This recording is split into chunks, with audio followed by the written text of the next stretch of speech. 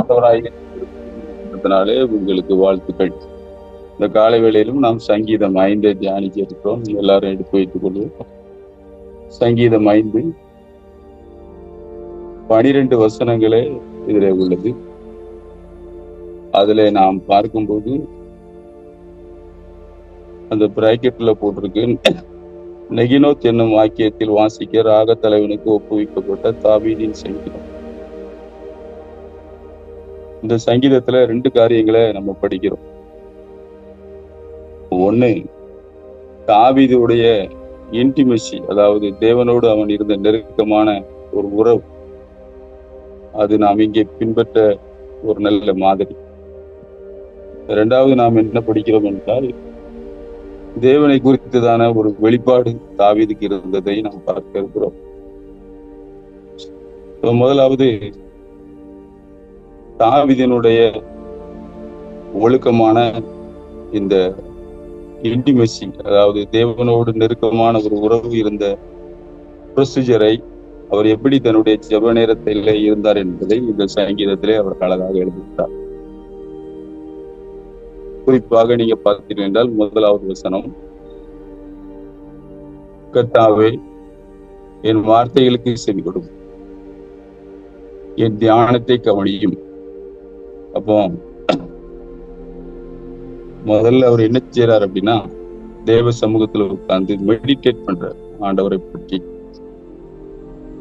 அடுத்தாப்புல 2ஆம் வசனத்துல போட்டிருக்கு, நான் உம்மிடத்தில் விண்ணப்பம் பண்ணுவேன், என் ராஜாவே என் தேவனே என் வேண்டுதலின் சத்தத்தை கேட்டேன். இப்போ ஃபர்ஸ்ட் நல்ல வேதத்தை தியானம் பண்றாரு. 2வது அவர் ஜெபிக்கிறதை நாம் பார்க்கிறோம். அது மாத்திரமல்ல, இந்த 2ஐயும் செய்வதற்கு அவர் எடுக்கிற அடுத்த ரிஸ்க் 3வது வசனத்திலே எழுதப்பட்டுள்ளது.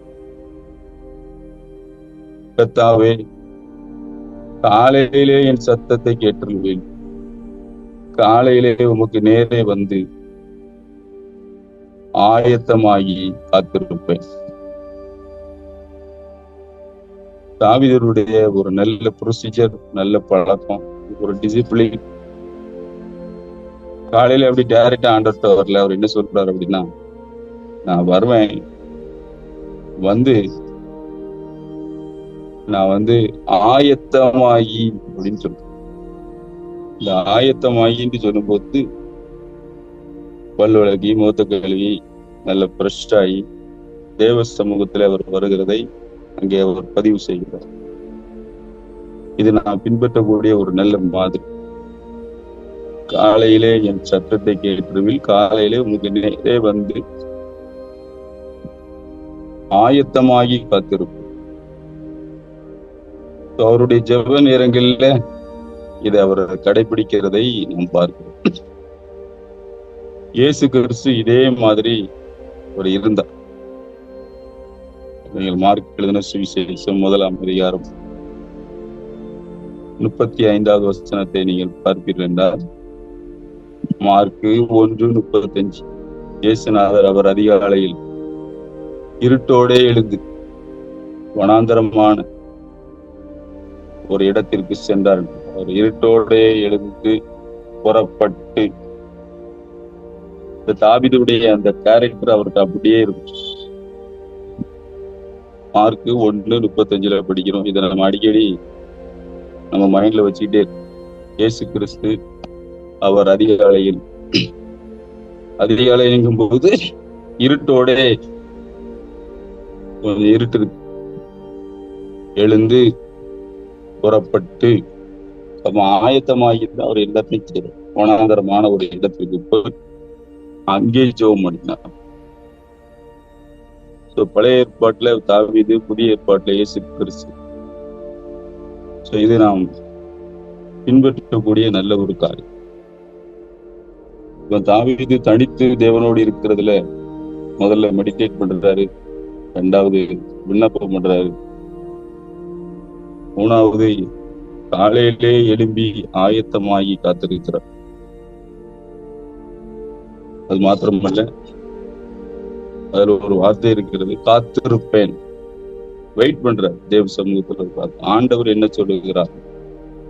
அநேக நேரம் நம்ம ஜெபம் பண்ணிடுறோம், காத்திருக்க மாட்டோம். ஆனா தாவீதுக்கு ஒரு பழக்கம் இருக்கு. அவருடைய ஆவியிலே அவர் பேசுகிற ஒரு காரியத்தை, ஆண்டவர் பேசுகிற காரியத்தை அவர் தேவ சத்தம் கேட்கிற ஒரு பழக்கத்தை அவர் வைத்திருக்கிறார். அது மாத்திரமல்ல, திரும்ப நீங்க பாத்தீங்க அப்படின்னா 7ஆம் வசனத்துல போடப்பட்டிருக்கிறது, நானோ உமது மிகுந்த கிருபையினாலே உமது ஆலயத்துக்குள் பிரவேசித்து ஒரு பரிசுத்த சந்நிதிக்கு நேரே பயபக்தியுடன் பணிந்து கொள்ளும். ஆண்டவரை அடுத்தாப்புல அவர் என்ன செய்யறாருன்னா, அந்த ஜெப நேரத்துல பயபக்தியுடன் பணிந்து கொள்கிறார். ஒரு ரெவரன்சியல் ஃபியர், பயபக்தி. ஒருவேளை முழங்கால் படியிட்டு அவர் ஆண்டவரை பணிந்து கொண்டிருக்கலாம். ஆனால் அந்த பயபக்திங்கிறது நம்முடைய வாழ்க்கையில மிகுந்த, ஆண்டவர் அங்கே இருக்கிறார், நம்மோடு பேசுகிறார் என்கிற அந்த நிச்சயமான உணர்வோடு நாம் அங்கே இருக்க தாவீதின் வாழ்க்கையிலிருந்து நாம் படிக்கிறோம். அது மாத்திரமல்ல, அவருக்கு ஒரு விசுவாசம் இருக்கிறது. ஜெபிக்கிற நேரங்கள்ல அந்த விசுவாசத்தை அவர் அறிக்கை செய்கிறதை நாம் பார்க்கிறோம். 11:12 நீங்க பாத்தீங்கன்னா, உம்மை நம்புகிறவர்கள் யாவரும் சந்தோஷித்து என்னாலும் கம்பீரிப்பார்களா, நீர் அவர்களை காப்பாற்றுவீர், உடைய நாமத்தை நேசிக்கிறவர்கள் உண்மையிலே களி கூறுவார்களா. கர்த்தாவே, நீர் நீதிமானை ஆசீர்வதித்து காருண்யம் என்னும் கேடகத்தினால் அவனை சூழ்ந்து கொண்டீர். தாவீதுடைய அந்த விசுவாச உறுதியை நீங்க பாத்தீங்கன்னா, ஆண்டவரே நீர் எங்களை காப்பாற்றுவீர், நாங்க உங்களுடைய நாமத்தை நேசிக்கிறோம், ஆங்கில வேதாந்தத்துல லவ் பண்றோம் அப்படின்னு. அது மாத்திரமல்ல, ஆண்டவர் நீதிமானை ஆசீர்வதிக்கிறவர், அவருடைய காருண்யம் அப்படின்னா ஃபேவர் நம்மளை சூழ்ந்து கொள்ளும். இப்படி ஜெபத்தின் முடிவிலே அவருக்கு ஒரு நல்ல விசுவாசம் வருகிறதை நாம் பார்க்கிறோம். 11:12 ஒரு நல்ல வசனம், உம்மை நம்புகிறவர்கள் யாவரும் சந்தோஷித்து என்னாலும் கம்பீரித்து வருகிறார், நீர் அவர்களை காப்பாற்றுவீர், உம்முடைய நாமத்தை நேசிக்கிறவர் உண்மையில் களி கூறுவார்களா. கர்த்தாவே, நீர் நீதிமானை ஆசீர்வதித்து காருண்யம் என்னும் கேடகத்தினால் அவனை சூழ்ந்து கொள்வீர். அவருடைய நம்பிக்கை, விசுவாசம், ஆண்டவர் மேல உள்ள அசைக்க முடியாத ஒரு காரியம், இதெல்லாம் அவரை ஒரு விசுவாசத்துக்குள்ளே கொண்டு வரும். நமக்கும் இது வேணும். கிலோமீட்டரும் ஆண்டவர் சமூகத்துல காத்திருக்கோம், அப்படி முடிச்சு எழுப்பும் போது கர்த்தர் நடத்துவார், அவர் என்னோடு இருக்கிறார், கிறிஸ்து என்னிலே பிழைத்திருக்கிறார் என்கிற அந்த விசுவாசம் நமக்குள்ள வரும்போது எந்த பிரச்சனையும் நம்ம மேற்கொள்ள முடியும், ஆண்டுடைய பிரசன்னத்தை நம்ம உணர முடியும். தாவீது தன்னுடைய ஜெப வாழ்க்கையில இப்படியாக இருக்கிறதை நாம் பார்க்கிறோம். இரண்டாவது நாம பார்க்கிறோம், தாவீது அங்கே தேவனை குறித்த சில வெளிப்பாடுகளை சொல்றார். இது மிக முக்கியமான காரியம், நம்முடைய வாழ்க்கையை அதிரடியாக மாற்றக்கூடிய ஒரு காரியம். 4வது வசனத்தை நீங்க பாத்தீங்கன்னா, நீ துன்மார்க்கத்தில் பிரியப்படுகிற தேவன் அல்ல, தீமை உம்மிடத்தில் சேருவதில்லை. அப்போ தேவனிடத்தில் நன்மை மாத்திரமே உண்டு, தீமை கிடையாது. இந்த வெளிப்பாடு தாவீதுக்கு பயங்கரமா இருக்கு. அவர் எப்போதும் நன்மை செய்கிறவர், தீமை செய்யாத தேவன், யாருக்கும் தீங்கு தீமையை கொடுக்கிற தேவனும் அல்ல, வாங்குற தேவனும் அல்ல. அழகா போட்டு, தீமை உம்மிடத்தில் சேர்வது. எனவே வியாதி, தரித்திரம் இதெல்லாம் தேவனிடத்திலிருந்து வருவதில்லை. அந்த தீமைகளை உற்பத்தி பண்றது ஒரே ஆளு, பிசாசு. இது நம்ம மைண்ட்ல எப்போதும் இருக்கும். இயேசு கிறிஸ்து இந்த பூமிக்கு வந்த போது அவர் நன்மை செய்கிறவராகவே சுற்றித்திருந்தார். வியாதிஸ்தவர்களை எப்படி இந்த பூனை சுண்டலியை வேட்டையாடுற மாதிரி பயங்கரமா ஹீலிங் பண்ணாரு, அநேகரை விடுதலையாக்க. ஏனென்றால் தேவனிடத்தில் தீமை கிடையாது, அவரிடத்தில் தீமை சேர்வதில்லை. அநேக ஊழியர்களுக்கு, பாஸ்டர்கள் கூட இந்த வெளிப்பாடு கிடையாது. தேவன் வியாதி கொடுக்கிறாரு, தேவன் வியாதியை கொடுத்து நன்மை செய்ய வைக்கிறார் அப்படிலாம் சொல்றாங்க. ஆனா அது பைபிள்ல கிடையாது. உடனே யோபு கதையை போய் சொல்லுவாங்க.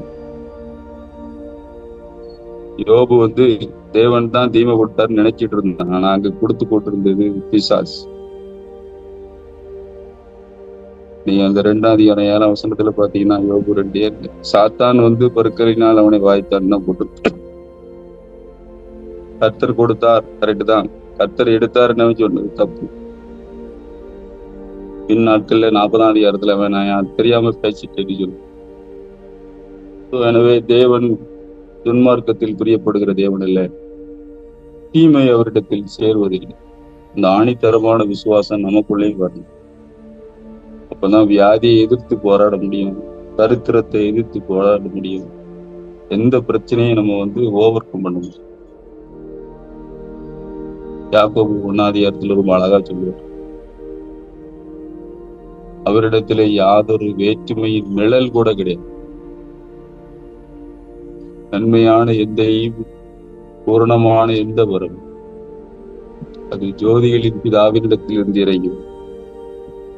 இயேசு கிறிஸ்து பிதாவினுடைய தற்சொருவம், அச்சுப்பதிவு, பிம்பம். கடவுளை பார்க்க வேண்டும் என்றால் இயேசுவை பார்த்தால் போதும். திருத்துவத்திலே அவ்வளவுக்குள் அவர்கள் ஒன்றாக இருக்கிறார். இயேசு இந்த பூமிக்கு வந்த போது எந்த ஒரு தீமையும் யாருக்கும் செய்ததில்லை. மாறாக வியாதி உள்ளவர்களை குணமாக்கினார், அநேக பிரச்சனைகள் உள்ளவர்களை அவர் விடுதலையாக்கினார்.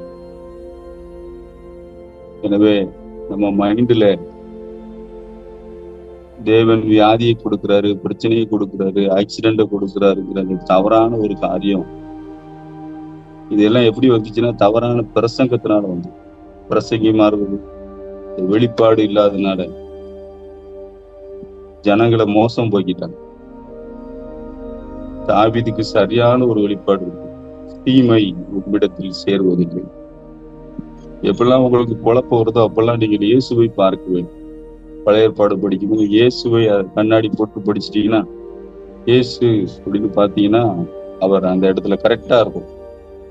அவர் ஒரு நாள் தீமை செய்கிற தேவன் இல்ல, தீமை கொடுக்கிற தேவனும் கிடையாது. சோ தேவன் நல்லவராகவே இருக்கிறார். அவருடைய சுபாவம் அன்பாகவே இருக்கிறார். இதனுடைய மனசுல திரும்ப திரும்ப ஆழமா வரும். அநேகரை பாதிச்சது இந்த யோபு புக்கு தான். யோபு புக்கை படிக்கும்போது 42ஆம் அதிகாரத்துல இருந்தா நீங்க பார்க்கணும். நான் தெரியாம பேசிட்டு ஆண்டவரை அவனை மன்னிக்கிறேன். கத்தர் கொடுத்தார், கரெக்ட். அவன் கத்தர் எடுத்தாருன்னா அவர் அங்க எடுத்துக்கிட்டு இருக்கல, சாசுனா அதை செய்து கொண்டிருந்தான். சோ நம்முடைய இறையியலை நாம் சரி பண்ண வேண்டும். 50 வருஷமா நீங்க தவறா படிச்சிருக்கலாம். ஆனா பைபிள் என்ன சொல்லுதோ அதான் சத்தியம். பைபிள்ல ரொம்ப தெளிவா இருக்கு, தீமை உம்மிடத்தில் சேர்வதில்லை. நீர் துன்மார்க்கத்தில் பிரியப்படுகிற தேவனத்தில் வீம்புகாரர் உங்களுடைய கண்களுக்கு முன்பாக நிலை நிற்க மாட்டார்கள். அக்கிரமக்காரர் யாவரை வெறுக்கிறீர், பொய் பேசுகிறவர்களை அழிப்பி, இரத்த பிரியனையும் சூதுள்ள மனுஷனை கர்த்தர் அறிவுறுக்கிறார். எனவே ஆண்டவரிடத்துல தீமை கிடையாது. இதை நம்ம நல்லா தெரிஞ்சு வச்சுக்கிடும். அது மாத்திரமல்ல, 11ஆம் வசனத்துல படிக்கிறோம், உம்மை நம்புகிறவர்கள் யாவரும் சந்தோஷித்து என்னாலும் கம்பீரிப்பார்களாக, நீர் அவர்களை காப்பாற்றுவீர். அடுத்த ஒரு வெளிப்பாடு தாவீதுக்கு வருது, ஆண்டவரை யாரெல்லாம் நம்புறாங்க, தேவன் மீது யாரெல்லாம் ஒரு ட்ரஸ்ட் நம்பிக்கை வைக்கிறார்களோ அவர்களே அவர் காப்பாற்றுகிறார். உம்முடைய நாமத்தை நேசிக்கிறவர்கள் மேல் கழிவு விடுவார். அப்போ ஆண்டவரை குறித்து அவனுக்கு 2வது வெளிப்பாடு என்ன இருந்துச்சுன்னா, ஆண்டவருடைய நாமத்தை யாரெல்லாம் உயர்வாக மதிப்பாக வைத்திருக்கிறார்களோ அவர்களை அவர் காப்பாற்று. இந்த வெளிப்பாடு நமக்கு கண்டிப்பா வேணும். நம்ம ஆண்டவரை தேடும்போது, ஆண்டவருக்காக வாழும்போது அவர் நம்முடைய காப்பாற்றுகிறார், நம்முடைய தேவைகளை சந்திக்கிறார். ஒரு இன்னைக்கு உண்மை உள்ளவராக, கைவிட தெரியாத ஒரு தேவன். நான் உன்னை விட்டு விலகுவதும் இல்லை, உன்னை கைவிடுவதும் இல்லை என்று சொல்லியிருக்கிறார். அவர் நம்ம கூடயே இருக்கிற, நம்மளை காப்பாற்றுகிற ஒரு தேவன். அவருடைய நாமத்தை நம்ம காலையில தேடி வருகிறோம், ஒவ்வொரு நாளும் தேடுவோம். அவர் நம்மளை கைவிட போறதே கிடையாது. தாவீதுக்கு இந்த வெளிச்சம் நல்லா இருந்துச்சு. ஏனென்றால் அவர் அநேக இக்கட்டுகள், இன்னர்கள் எல்லாவற்றிலும் காப்பாற்றப்பட்டார். முதலாவது பார்த்தோம், தீமை அவரிடத்தில் இல்லை. 2வது பார்க்கிறோம், அவரை நேசிக்கிறவர்களை அவர் காப்பாற்றுகிறார். 3வது தாவீதுக்காரர் இந்த வெளிப்பாடு பார்த்தீங்கன்னா அடுத்த வசனத்துல போட்டிருக்கு, 12ஆம் வசனம். கர்த்தாவே, நீர் நீதிமானை ஆசீர்வதித்து காருண்யம் என்னும் கேட்டத்தினால் அவனை சூழ்ந்து கொள்கிறீர். அப்போ ஆண்டவர் நம்மளை ஆசீர்வதிக்கிறவர். இந்த வெளிப்பாடு நமக்கு நல்ல வேணும். ஒரு மனிதன் ஆண்டவரை நேசிக்கும் போது அவன் ஆசீர்வதிக்கப்படுகிறான். அதுல போட்டிருக்கு, நீதிமானை ஆசீர்வதிக்கிறார். அப்படின்னா என்ன அர்த்தம் அப்படின்னா, சிலுவையில என்னுடைய பாவத்தை எல்லாம் அவர் எடுத்து என்னை நீதிமானாய் மாற்றி. இந்த விசுவாசம் நமக்குள்ள எப்போதும் இருக்கும். அது வர வர வர வர மற்ற எல்லா ஆசீர்வாதத்தையும் நமக்கு கொண்டு வந்துடும். நம்முடைய கிரியைகள், நம்முடைய சுய காரியங்களுக்கு அங்க இடம் கிடையாது. சிலுவையில நடந்த ஒரு பெரிய எக்ஸ்சேஞ்ச் இது. 2 கொரிந்தியர் 5:21 நம்ம படிக்கிறோம். வசனத்தை நான் உங்களுக்காக படிக்கிறேன். 2 கொரிந்தியர், நம்ம எல்லாருக்கும் மனப்பாடமா தெரிய வேண்டிய வசனம். 5:21 பாத்தீங்கன்னா அந்த வசனத்துல பவுல் அழகாக சொல்லுகிறார், நாம் அவருக்குள் தேவ நீதியாகும்படி பாவமறியாத அவரை நமக்காக பாவமாக்கினோம். நாம் அவருக்குள் தேவ நீதியாகும்படி பாவமறியாத அவரை நமக்காக பாவமாக்கினோம். சோ நாம் நீதிமானாக்கப்பட்டிருக்கிறோம் என்கிற வெளிச்சம் சிலுவையினாலே நமக்கு இருக்கணும். அப்ப இந்த மாதிரி சங்கீதங்களை படிக்கும் போது கர்த்தர் நீதிமானை ஆசீர்வதிக்கிறார் போது அந்த ஆசீர்வாதம் எனக்கு உண்டு அப்படிங்கிறத விசுவாசம் நமக்கு. பவுல் எல்லா கடிதங்களிலும் அதில் அதிகமாக எழுதுகிறதை நாம் பார்க்கிறோம். ரோமர் 3ஆம் அதிகாரம் 24வது வசனத்துல பார்க்கும்போது, இலவசமாய் அவருடைய கிருபையினாலே கிறிஸ்து இயேசுவில் உள்ள மீட்பை கொண்டு நீதிமான்களாக்கப்படுகிறார். இதான் ஒரு நல்ல வசனம். இலவசமாய் அவருடைய கிருபையினாலே கிறிஸ்து இயேசுவில் உள்ள மீட்பை கொண்டு நீதிமான்களாக்கப்படுகிறார்கள். நம்முடைய வாழ்க்கையில இது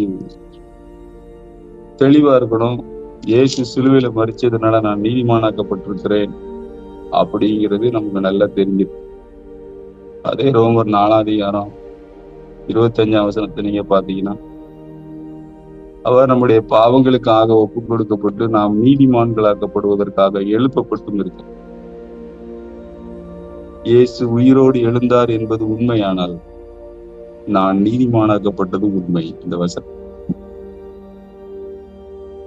இத மாதிரி நம்ம மைண்டை நல்ல ரினுவல் பண்ணாதான் நமக்கு அந்த நீதிமான் அப்படிங்கிற மைண்ட் செட் வரும். பல வருஷமா பாவின்னு சொல்லியே சபையில பாத்தீங்கன்னா 70 வருஷமா பாவியே ஆக்கிட்டாங்க. பழத்தச்சின்னா பாவி ஆயிட்டான். ஆனா இப்போ ஒருத்தர் கீழ்ப்பிடிஞ்சாரு, நாம் நீதிமான்களாக்கப்பட்டிருக்கிறோம். அடுத்த அதிகாரத்துல அதான் சொல்றார். ரோமர் 5:19 நீங்க பாத்தீங்கன்னா, ஒரே மனிதனுடைய கீழ்ப்படியாமையினால் அநேகர் பாவிகளாக்கப்பட்டது போல ஒருவருடைய கீழ்ப்படுத்தலினாலே அநேகர் நீதிமான்களாக்கப்படுவார். திரும்ப திரும்ப நம்ம மைண்ட்ல இது வந்துகிட்டே இருக்கு. பழத்தை தின்னா பாவியான ரைட்டு, ஆனா இன்னொருத்தர் சிலுவையில கீழ்ப்படிஞ்சு, அதனால நாம் நீதிமானாக்கப்பட்டிருக்கிறோம். சோ நாம் நீதிமான் என்கிற அறிவு நம்மளை ஆசீர்வாதங்களை சுதந்திரிக்க வைக்கும். திரும்ப திரும்ப இதுல நம்ம வளரணும். தாவீதுக்கு அந்த புதிய ஏற்பாட்டு வெளிச்சம் இருந்துச்சு. அதனாலதான் அவர் அடிக்கடி அதை பேசுவார். கிருபையை பேசுவாரு, நீதிமான பற்றி பேசுவார். இந்த இடத்துல சொல்றாரு, கர்த்தாவே நீ நீதிமானை ஆசீர்வதித்து காருண்யம் என்று கேடத்தினாலே அவனை சூழ்ந்து கொள்வீர். காருண்யம் அப்படிங்கும் போது தயவு, ஃபேவர், அதை கிருபைன்னு கூட சொல்லலாம். இந்த ரெண்டும் தொடர்புடையது. கிருபையும் நீதிமானாக்கப்படுதல். கிருபையினாலே நாம் நீதிமானாக்கப்படுவோம். நம்முடைய செயல்களில் இயேசு கிறிஸ்து என்ன செய்தாரோ அதுதான் கிருபை, சிலுவை. அதை திரும்ப திரும்ப நம்ம விசுவாசிக்கும் போது அந்த கிருபை என்ன செய்யுது அப்படின்னா, நம்மளை நீதிமானாக்கி இருக்கிற தைரியத்தை கொடுக்கிறது. நீதிமான் சிங்கத்தை போல் தைரியமா இருக்கிறார். நம்முடைய வாழ்க்கையில நீதிமானாக்கப்பட்டிருக்கிறோம் என்கிற விசுவாசம் நமக்குள்ள எப்பொழுதும் கொழுந்து விட்டு எறியும். ரொம்ப முக்கியமானது. அநேக ஆசீர்வாதங்களை சுதந்திரிப்பதற்கு அது ஒரு கீ. காலை வேளையில ஆண்டவர் உங்களுக்கு அப்படிப்பட்ட கிருபைகளை தருவாராக.